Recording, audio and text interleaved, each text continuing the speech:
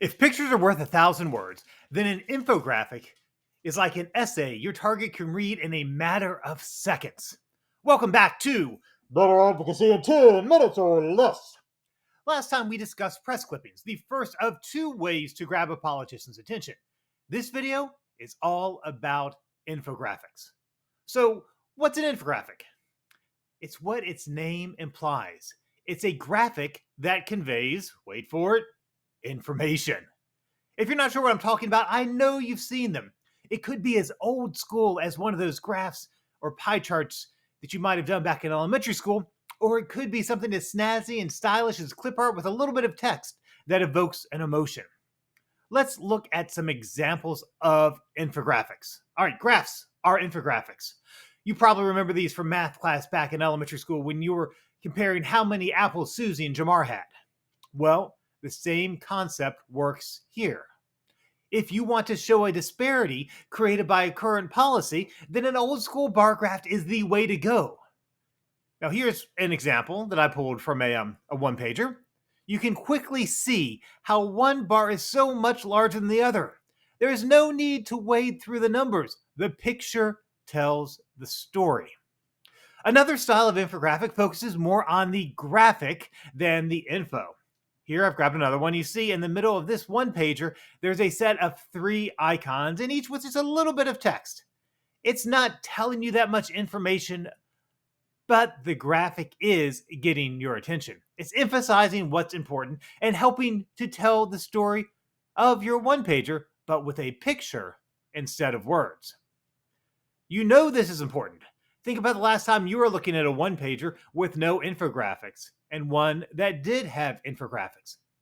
Which is more engaging? Which captured your attention? Remember, the primary goal is to capture attention and the secondary goal is to convey information. Yes, you could write a whole block of text or show a chart filled with lots and lots of numbers, but that's not going to grab the politician's attention. And that's what we want. That's why infographics work. So, but why? Why does an infographic work? You see, they're visualizations. Statistics are important. Budget numbers are important. But when you have a page filled with lists of numbers, they lose their visual power. The goal of infographics isn't to do a deep dive into the data supporting your policy proposal. The goal is to quickly and powerfully capture your target's attention. Look at these 2 pages. They're both communicating the same message. But which one are you drawn to?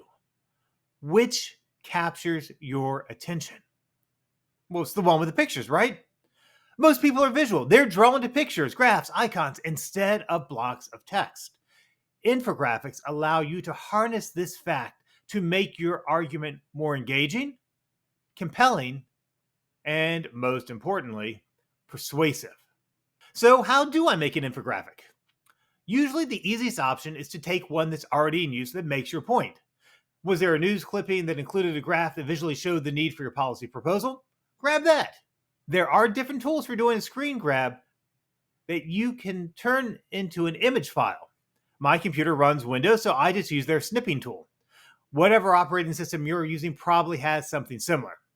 Now, when you add that infographic that you just snipped into your one-pager, make sure you attribute the source.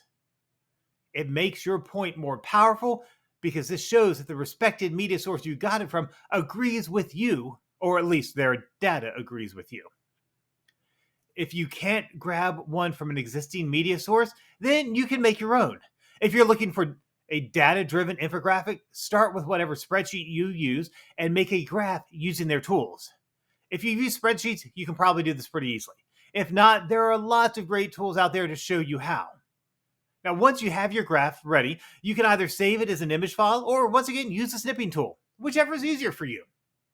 Now, on the other hand, if you want an infographic that focuses more on an idea instead of numbers, then you want to use clip art or icons to capture a message.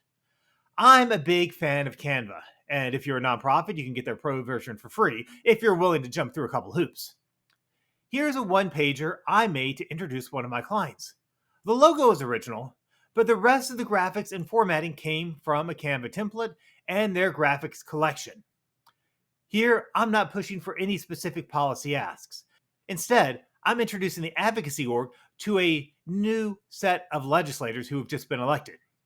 Even though I'm not pushing data, I'm still using images to convey my message. The collection of icons in the left column will quickly convey our policy areas. And this is much, much more engaging than 3 blocks of text. There you go. That's how you use infographics to communicate with and persuade legislators and their staff. Like what you just learned? Check out some of the other videos or reach out to set up a free consultation on how you can improve your advocacy skills to turn your passion into policy. And check back next week for another Better Advocacy in 10 minutes or less.